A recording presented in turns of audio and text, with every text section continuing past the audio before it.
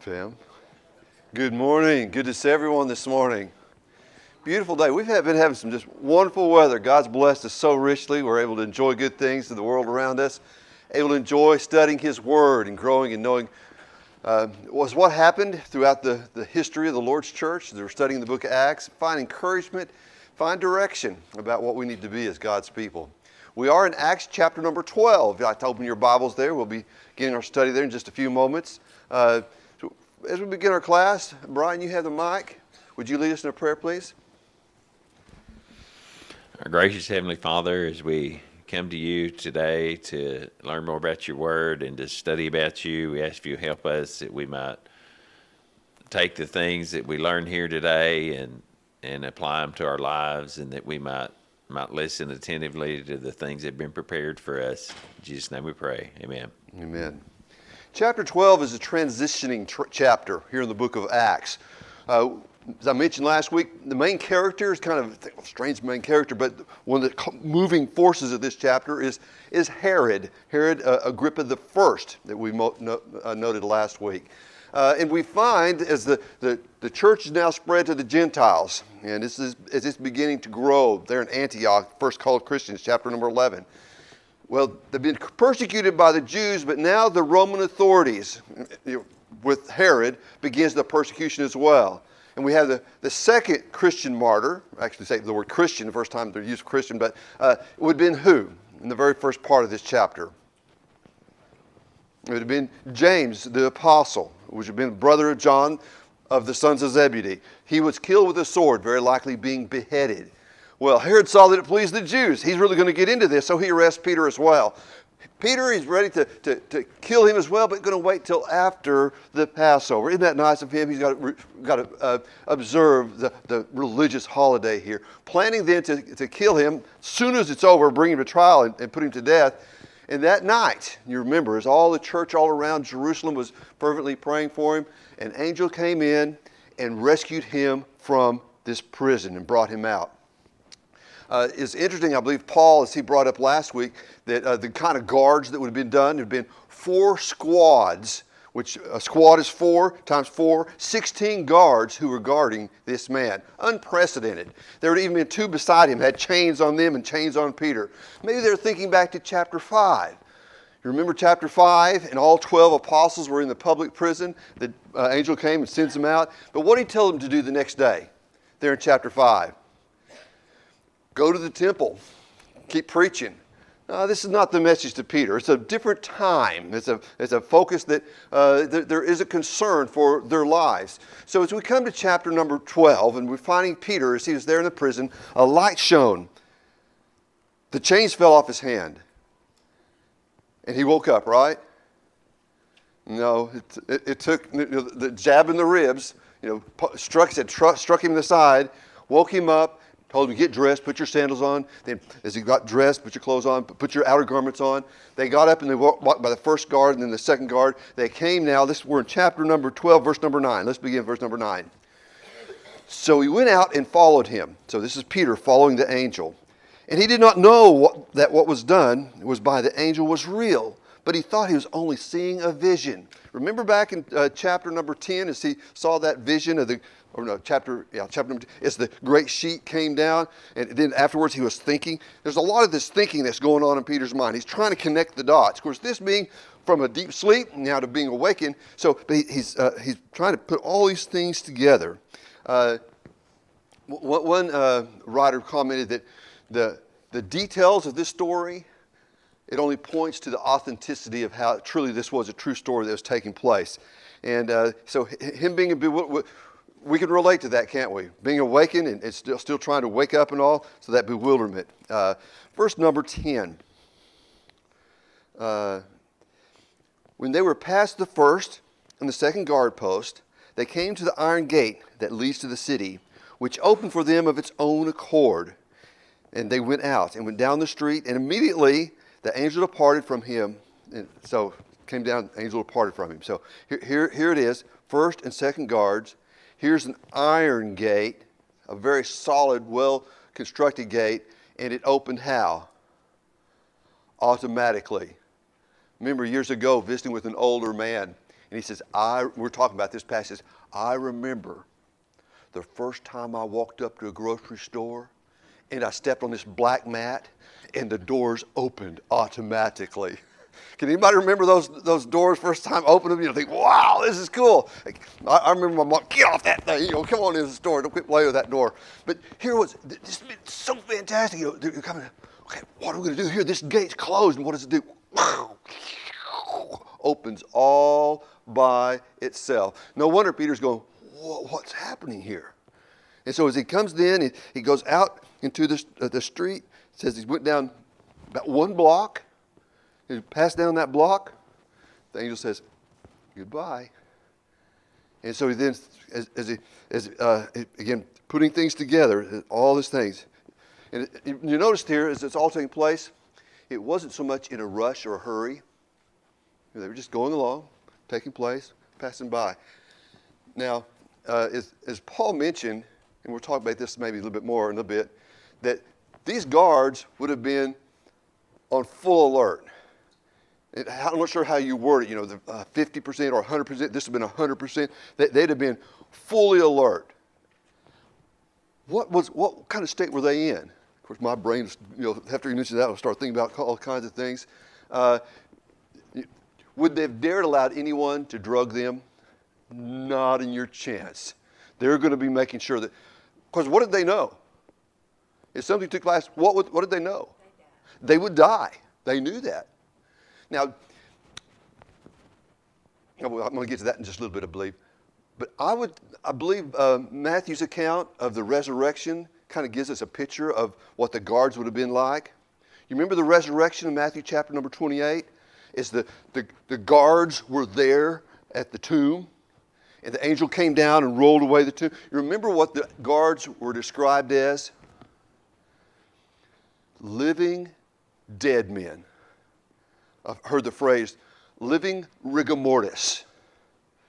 If you've ever dealt with a dead chicken or something, after just a few hours, what happens? You lift it up by its leg and it's stiff, right? It's rigor mortis. Here they were living dead men. They were seeing it, but they could do absolutely nothing about it. God was in control. So these soldiers, these guards, as all this took place, it would have been something, and we're going to look at a little bit, their reaction to it, but something they couldn't do anything about. God was the one who's in control. The angel comes, then immediately dismisses them, leaves him, not in a hurry. God's the one in control. God has delivered him. I remember that older man, and when I first saw that door open, he was talking about stepping on that, all I could say was, wow. Amazing event. So, okay. Now, there are attempts to make this event just a natural event. You talked about drugging them. Perhaps the disciples have drugged them. They're not going to allow anyone to give them something that would allow them to be drugged. But you notice the possibility of a natural event that they just kind of slept through it. One, a light shone. Now, if you're trying to be on alert, a light comes on at all, what? Even though you've been very tired, you're going to wake up. The sound of the chains falling off, making noise. No. And I like the best one, of course, I go back to this, it's just an automatic door opening up for them. It's all signs of the miraculous taking place. Not a natural event in any way. God delivering Peter from the hands of Herod. Paul has a comment. You think about the miracle with Paul going to Damascus when the angel and the light shone with him. If I'm not mistaken, the others did not see or hear what was going on, if I remember correctly. They're in chapter number 9? Yeah. Yeah, as the light shone, they heard the voice. They saw somewhat of light, but not like, they heard the voice, but they didn't understand what was being said. If you begin putting all those events together, yeah. And so we can we can see it here. We have something very, very similar, whereas one person, the miracle is happening upon them, and the others are not being a part of the miracle. Yeah. So it can be very isolated. Remember, we're talking about God, the creator of heaven and earth. I mean, he can make Doyle Bruce see something that Paul cannot see.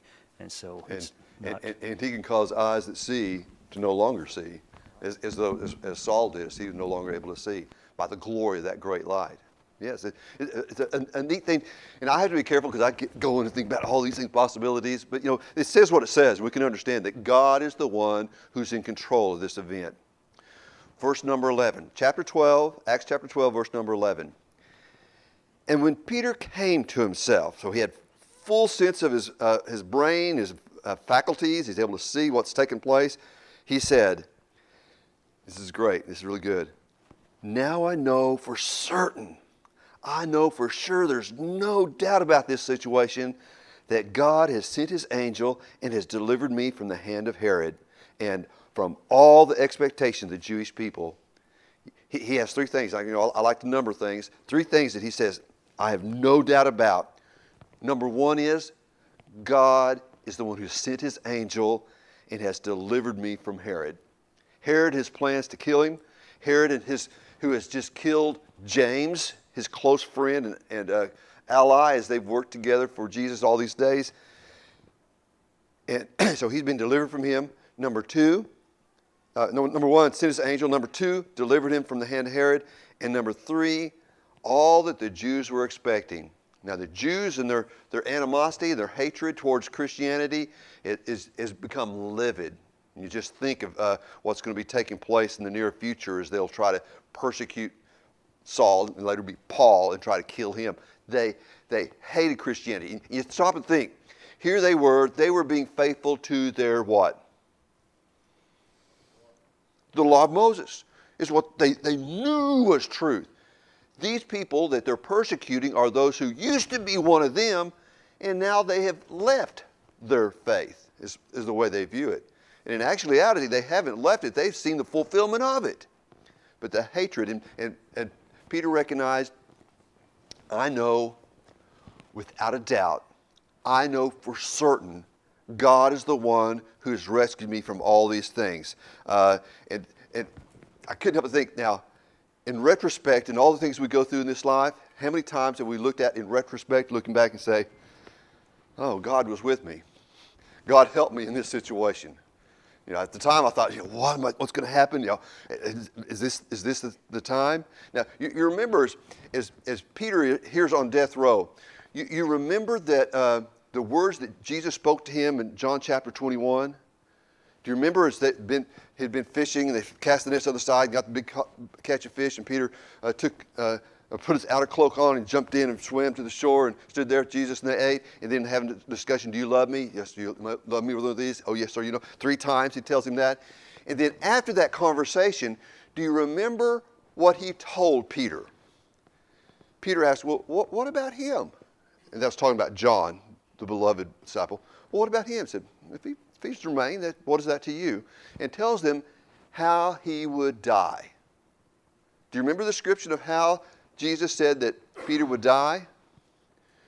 They're going to dress you. They're the ones going to take your clothes off and fix you, and they're going to stretch out your hands, and basically you're going to die. And then John says Jesus was foretelling the way he was going to die. Peter was going to die via crucifixion, is the way he described that. So Peter, he's thinking, okay, Herod's about to kill me. There's a claim to kill me. Could it possibly been a thought in his mind saying, no, this is not the way Jesus said that I was going to die? Thought, perhaps.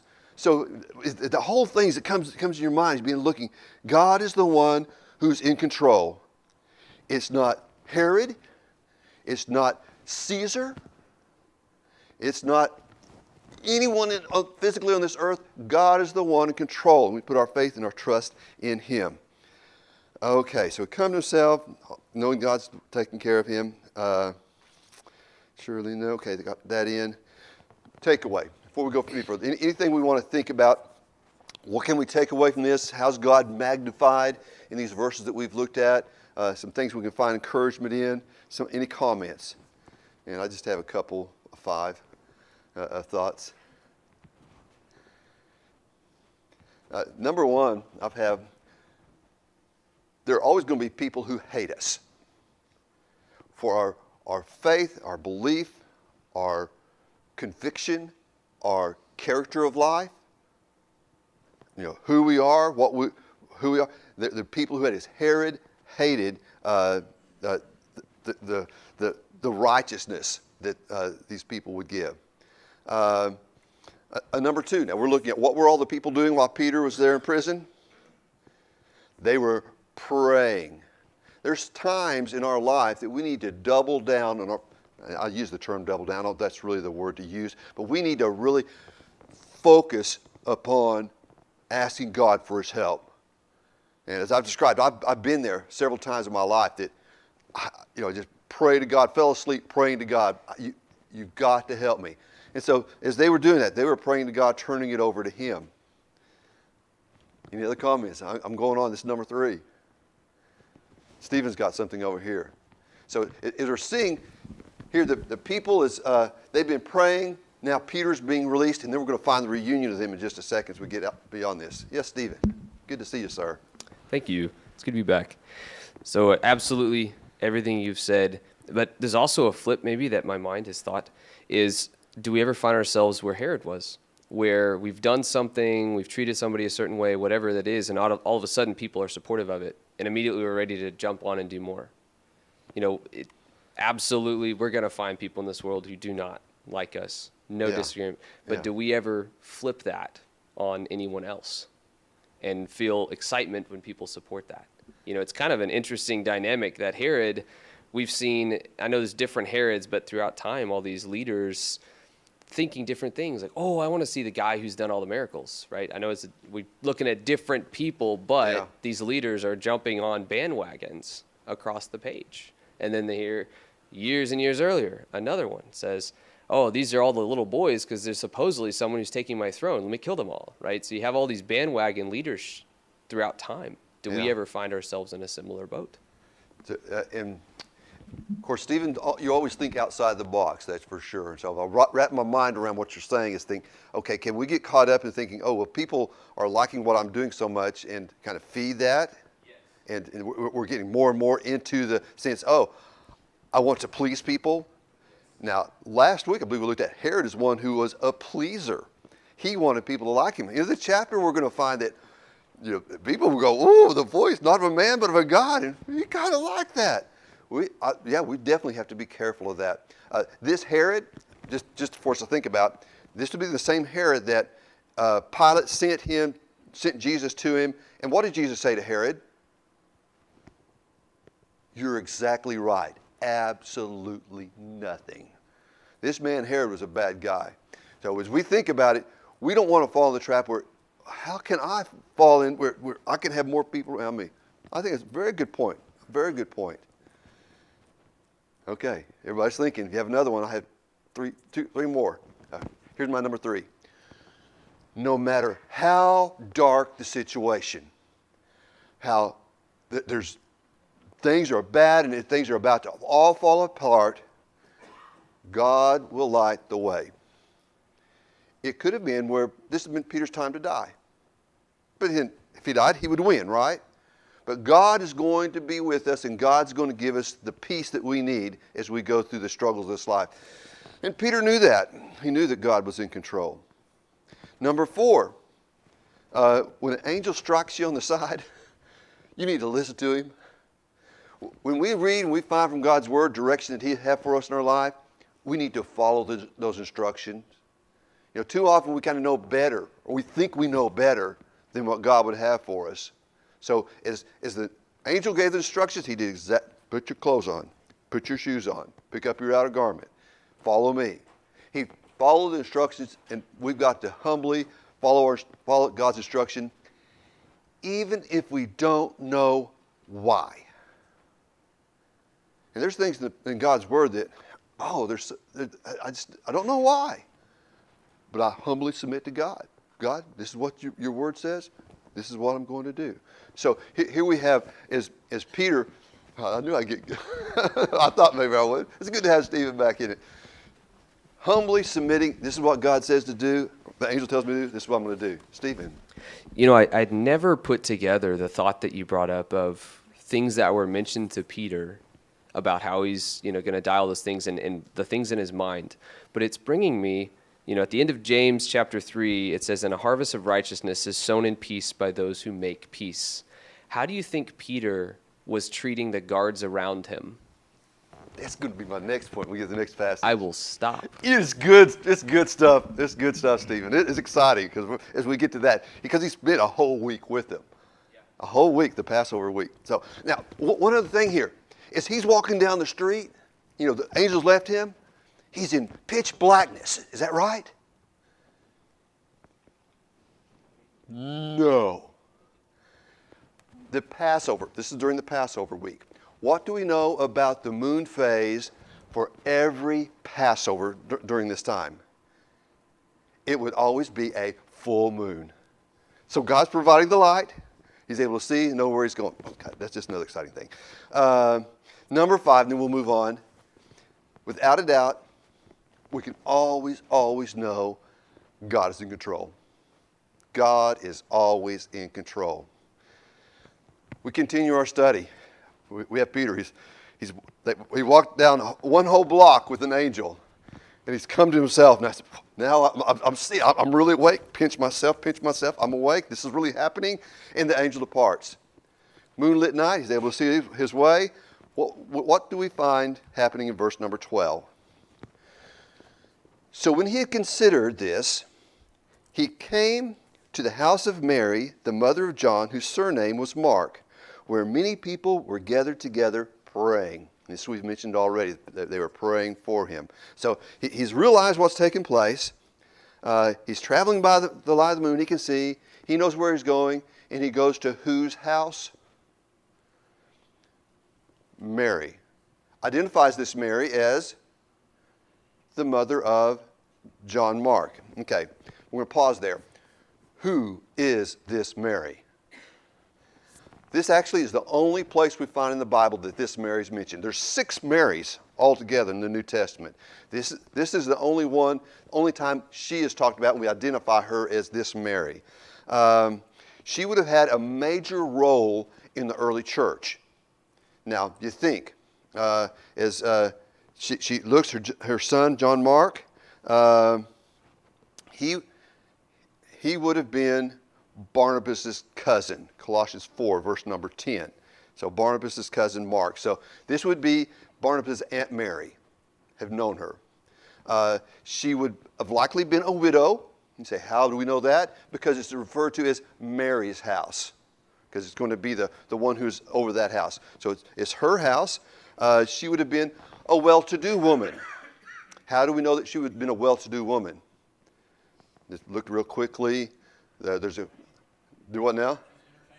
She's got a big house because there's a lot of people there together praying. So she's entertaining guests. Not only that, but having things to take care of the guest. We'll look here in a little bit. We'll see that there's a courtyard, and a house that has a courtyard is not just a little house. So it's a nice place of accommodation. She also has a girl named Rhoda. We'll talk about her in a little bit. And it refers to her, and the word used for Rhoda, which we'll talk about maybe a little bit more, it could be a slave or could just simply be a servant girl. But so she had someone who she could send, go take care of this. Not her own daughter, but had been a servant girl. So she'd have been a well-to-do person. The question, though, I thought everybody in Jerusalem sold everything they had back in chapter number 3 and gave it to the apostles. She hadn't. We're looking at the terms called, I think it's a synecdoche. It's where, when it says all the people sold their property, it's referring to a major portion of the whole. So not everyone did. Mary has kept her property, but how is she using her property? It's not hers. It belongs to God. The church is using her place as a meeting place. They used to could meet there in the temple, couldn't they? Can't do that anymore. So they're meeting in homes. So she's using it for the Lord and serving that way. Let's see. I could talk about more about this. I think that's going to cover it. The idea of saying the word all, a synecdoche, all being a majority of it. You remember in chapter number 8, as the persecution began, it says, everyone left Jerusalem, all except the apostles. Well, all means a majority of everyone, because Mary hadn't left. and there's going to be others who will still be there, but all being a majority of it. So Mary in her house is not like she's been holding her house back, thinking, oh well, I don't want to sell my house and give the proceeds. But she recognizes it's not her house, but she's using it for God. So who's this Mary? She's the mother of John Mark. We'll talk about him more in a little bit too. I'm thinking in my notes. But let's continue. They were there together. They were praying in this humble widow's house. And talk about earlier, fervently praying. It was focused upon that prayer. Because what did they know? In just a matter of hours, as that sun would come up, Peter would be on trial and be executed. And they're praying fervently. Verse 13. And as Peter knocked at the door of the gate, so here's the door of the gate, so it's the courtyard between, a girl named Rhoda came to answer. So this would be, this word is paskia, which is a young girl, a damsel, could be a young maid, servant, could even be a young female slave. So she came to the gate to answer. Verse number 14. When she recognized Peter's voice, because of her gladness, she did not open the gate, but ran in and announced that Peter stood at the gate. Now, she announced, I think maybe he's at the gate. No, Peter is at the gate. It's a matter of fact, he is there. So the idea, she was overjoyed. She was so excited. And she knew right where Peter was. And their comment was, verse 15, but they said to her, New King James Version is kind of nice, you are beside yourself. Someone have another translation? You're mad. You're out of your mind. Rhoda, you've gone crazy. You've lost it. There's no possible way. Yet she kept insisting that it was so. And they said, it must be his angel. A lot of things to unwrap here. Let's look at this real quickly. But the one, what were they praying for? Peter to be released. He's released. There's no possible way it can't happen. Where's our confidence in prayer? I remember not long ago, after the drought was being broken with rain, we mentioned we need to remember to thank God for the rain because we've been praying all these months for rain, right? God does answer prayer. God, in His infinite mercy and love and care for us, He will answer our prayers. He will help us. But here they were.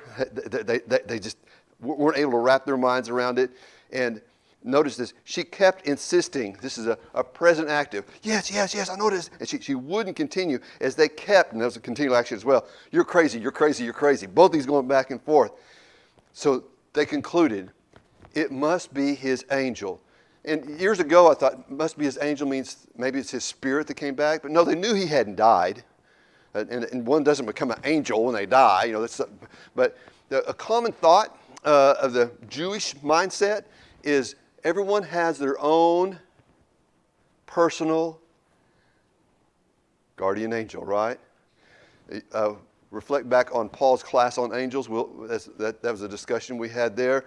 And you say, well, do people have, in a nutshell, it was a misconception that the Jewish people had. Just like they had the misconception, go to John chapter 9, you remember the man who was born blind, was sitting there blind, and the disciples said, who sinned, this man or his parents, that he was born blind? Well, Jesus clarified very clearly what? That's not so. So the Jewish people had a lot of ideas that weren't based on truth. So to say each one had an angel to take care of him, say, oh, this is his angel, is not so much a truth that it was, but a thought that they might have had. Do angels help and care for people? Ask Peter. Hey, the angels want to strike me in the side. Was it his personal angel? No, not especially. But God's going to use his angels to accomplish his purposes on earth. Do we have our own personal angel? Mine fell asleep every once in a while, right? When I wrecked on my bicycle, like Paul did 2 weeks ago, I did next week. Where was that personal angel? No. Things are going to happen, but here, so they're thinking, oh, it's not Peter. It can't possibly be Peter. It's going to be an angel to tell us all about what's taking place. Let's pause. Look at Rhoda. What kind of faith did she have? I know it's him. How could she have known it was him? She didn't see him. Heard his voice. Do you think perhaps that maybe Rhoda has heard a few sermons from Peter? I believe that she was a faithful child of God. She'd have been just a young girl at this time, as the word describing her as a young girl. I don't know, I don't like the term legend, but historians describe that very, very possibly she was martyred by Trajan, which would be about 98 AD. So her being about, maybe 60, 70 years old when she was martyred. And we don't know if that's true or not. But we do know that the name Rhoda, meaning rose, a rose, was a very common name for a slave, a young slave girl. Many young ladies that were named Rhoda during that time. So, again, to point out all the touch of the authenticity, the truth of what's actually taking place, is they just couldn't believe it. They say, it cannot be. But what does Peter do? He's still knocking at the gate. I'm still out here. No, she's not crazy. No, I'm not an angel. Verse number 16. Now, Peter continued knocking, and when they'd opened the door and saw him, they were astonished. But motioning with his hand to be silent. Let's stop there. They were astonished. The word here is became to the state of ecstasy. Really, really, really happy, right? They were, this is so fantastic, amazed, astounded. Verse number 12. But motioning to them with his hand to keep silent, he declared to them how the Lord had brought him out of prison. And he said, go and tell these things to James and to the brethren. And he departed and went to another place. So, can you imagine? Opens the gate. Of course, they all come out. They come out the door, somewhere looking outside the door. They're gathered in the courtyard. They open up the gate. And there's Peter. Hugs. And they were so happy. So, here after a little bit, be quiet. Because they were just so elated. They were so excited. The state of so much wonderful, the fact that Peter's not dead. He had to finally get them quiet. And then it says he declared to them, and the word here declared is a description of giving a blow-by-blow recount of what had taken place. Can you see him as everyone's listening, saying, and there I was. All of a sudden I felt this jab in my ribs. The chains fell off on the ground. And he might even mention what the guards were doing. Luke doesn't record that. So he gives a blow-by-blow what took place. And then as the angel left him, as he walked down one block of the street, it says, now you go and tell it to James. Now, who is this James? It's not James the Apostle. How do we know it's not James the Apostle? He's dead. Verses 1 and 2, we find that he was beheaded by Herod. This would be James, the half-brother of Jesus. And so as we look at James, the half-brother of Jesus, we'll have those notes in here now. Let's look at him just real quick. He's going to become a great influence in the Lord's church. As we go through, he's going to be made mention several more times in the book of Acts. One of the major things he's going to be talking about in chapter 15 is whenever, what do we do with all these Gentiles? Do we have them circumcised or not? And James says, not at all. And he gives them suggestions of them. They are to abstain from these things and these things and these things. So this would be James, half-brother of Jesus. You have something, Stephen? About the servant girl, it sounds like we're kind of moving past that point. Yeah, but let's go back to Rhoda. Yeah, so my head's connecting the dots between, you look at Matthew 18 where he talks about the humbleness of a child, if you're not like the humble son of a child, right, the king of heaven, all those things. And then Matthew 19 where people began bringing their children to Jesus, and what do the apostles do? They rebuke them. It's like, stop. And he's like, let this happen, right? And we look at Rhoda, and children are very perceptive of the people who focus on them and the ones who don't. And you walk into a home and you can very, very quickly feel the children magnetized to people that focus on that. I picture certain people in my mind that I remember my kids attached to. Doyle, you're one of them, where like you come in and you create smiles because you focus on the kids. You're right there with them. And then I go back to Peter being with Jesus, rebuking people for bringing children, do you think that had influence on him to the point that a servant girl of someone who's heard him brought such joy, she forgot what was going on in the moment, right? Runs away from the gate. So you look at that joy, a child doesn't randomly show that. A servant girl would not randomly show it just from, oh, this is the celebrity Peter. I wonder if he had influenced her to some different level after learning from Jesus. Just a connection of things that this young girl had such a reaction.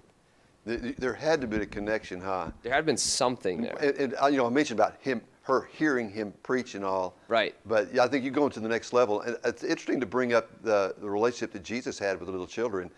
And you wonder, of course, my brain goes out everywhere. I'm starting looking at this. You wonder if maybe as a little child, she sat on Jesus' lap. Yeah. Could she have been one that sat on Jesus? And now, Peter, later, when we'd see her, and remember when the Lord rebuked him for saying, "Lest you become like this little child," he had a special attachment for these little children. Very good point. It's wonderful to begin looking at the attachment that we can have with each other and the love. And she definitely knew who Peter was. And the excitement that he's not going to die. He's with us now. So exciting things. Ricky. Looking at something else, it says that Peter come in there and says, puts his hands up, quiet, quiet, quiet.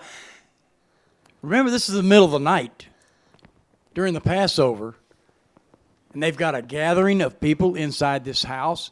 He's going to tell them, hey, the Romans are going to be looking for me. They're hot on my tail. Y'all need to tone down and listen to what's going on, because I'm going to tell you what's going on, and I'm out of here to protect them. Because it says, then he went on to someplace else.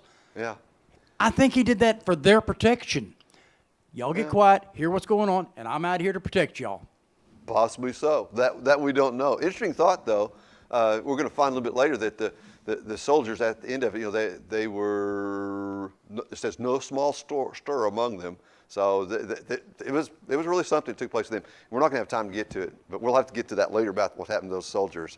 But as we look at James, here the half-brother Jesus, going from Rhoda, we have Mary who is introduced. James is going to be a character that we're going to continue to look at. You remember James? He was brother of John, sons of Zebedee.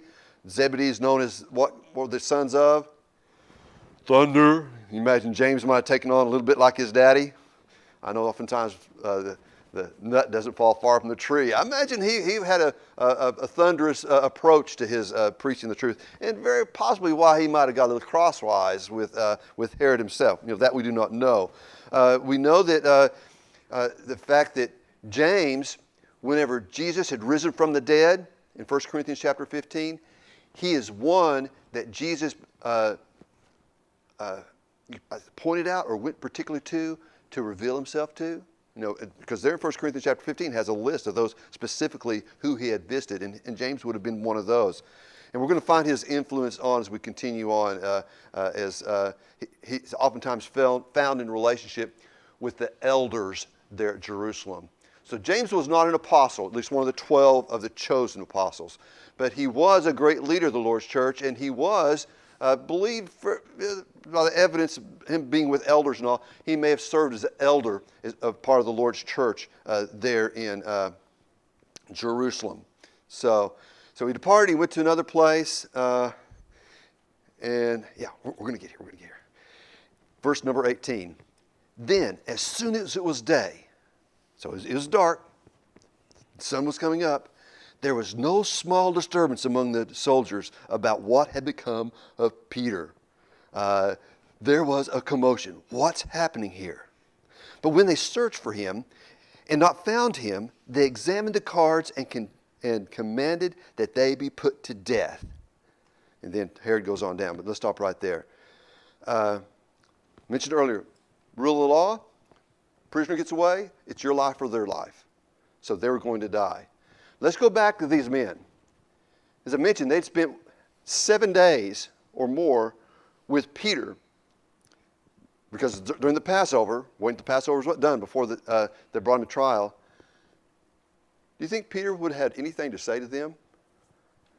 There's 16 of them.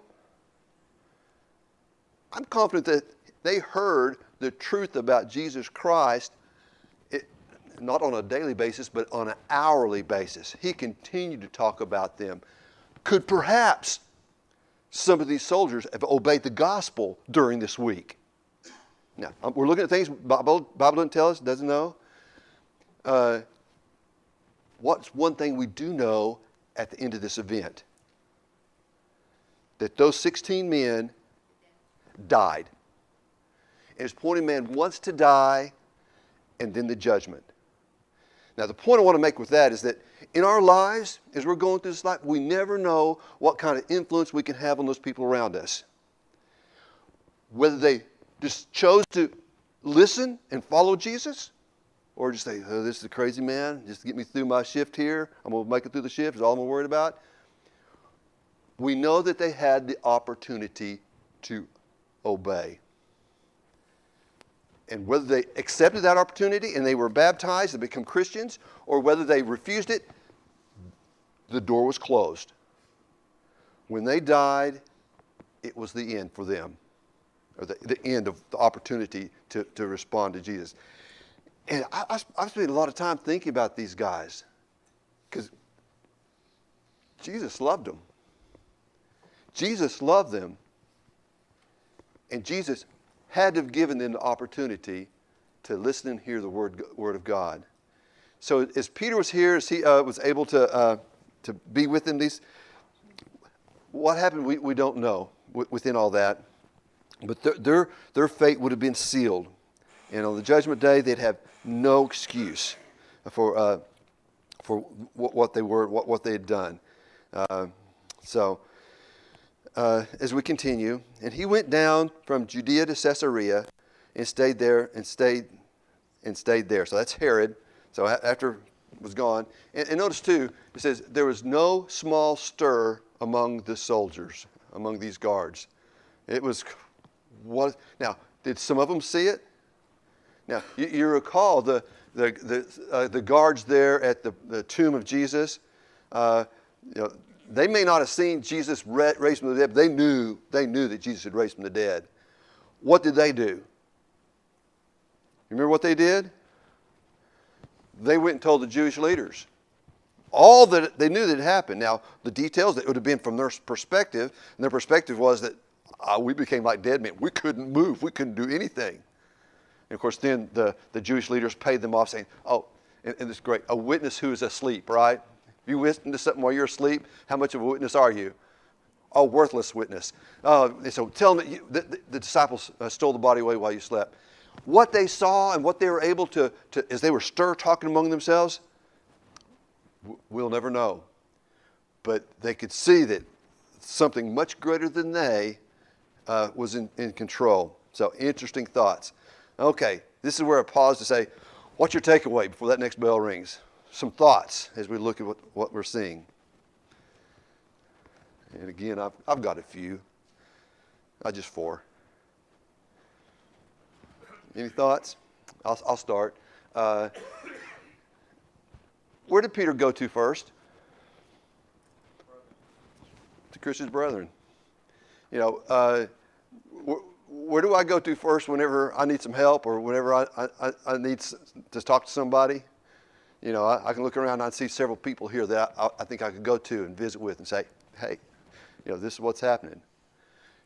Going to our Christian family first in times both of joy and struggle and sorrow. That's where we find the camaraderie that we can find. Number 2, again, I've mentioned this several times. There'll be times in our life that it's going to take some fervent prayer. I'll make mention of this too. It's good to have practice. You become better at what you practice at. If you want to become a better one who prays better, it's a good way to get better is to pray. Spend some time praying. So when it does come time, whenever the unspeakable happens, and I'm not going to say some things that I might start crying, right? I can go to prayer. I can go to God in prayer, and I can know that God will hear my prayer. Let's see. Oh, comment right there. Shouldn't we put God first instead of our brothers and sisters? See, he's already been to God. Yeah, here you're saying, shouldn't we go to God first before we go to our Christian family? Of course, that's the natural thing. But I'm talking about whenever we're starting to say, okay, who can I turn to? We go to our brethren. But yeah, we turn to God first, and that's what they were doing before that. Even Peter would be doing that beforehand. I hadn't heard the whole thing. I'm glad we were. Yeah. So yeah, but you're good point. Where could I go? Oh Lord, where could I go? It's to Him we got to go. Paul.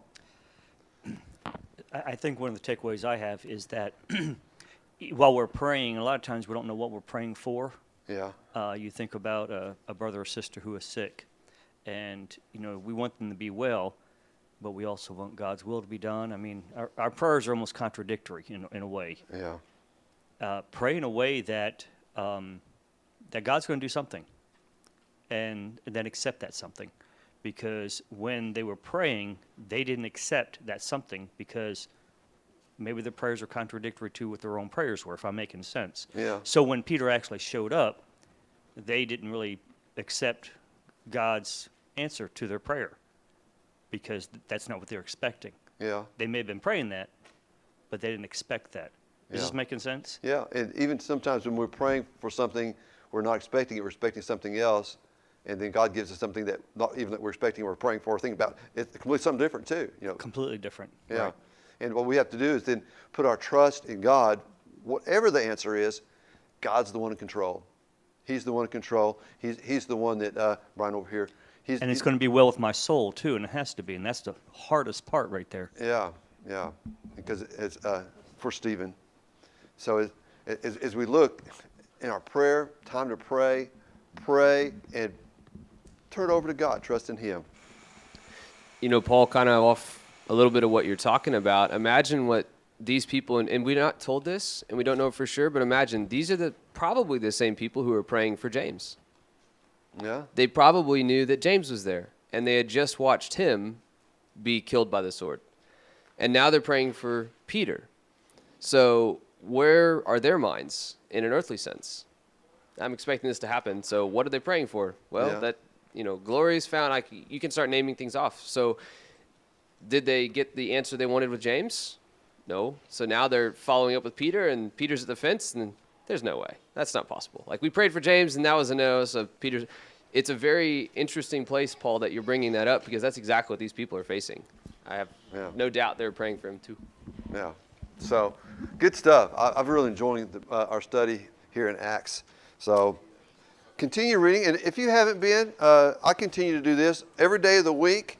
Like today will be chapter 26 that I'll be reading of Acts. Every day of the week, whatever chapter it is, the day of the week, read through Acts. If you haven't been doing that, start doing that. It's really fun being able to connect where things take place in the book of Acts. Enjoy it very much. Thank you.